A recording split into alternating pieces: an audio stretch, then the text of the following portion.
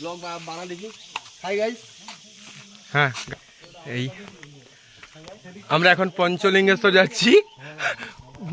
বাটিয়া নুনু সামনে সামনে আছে। কত 50-60টা স্টেপ পেরিয়ে এসেছি আমরা ভগবানের কাছে যাচ্ছি একদম। আমরা এখানে আসতে পেরেছি।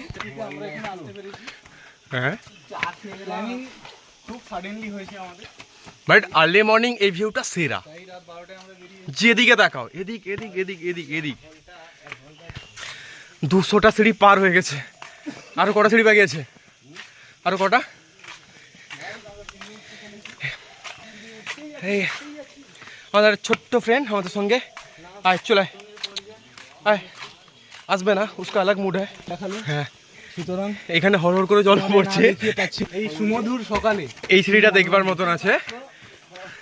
ঋতু ভাই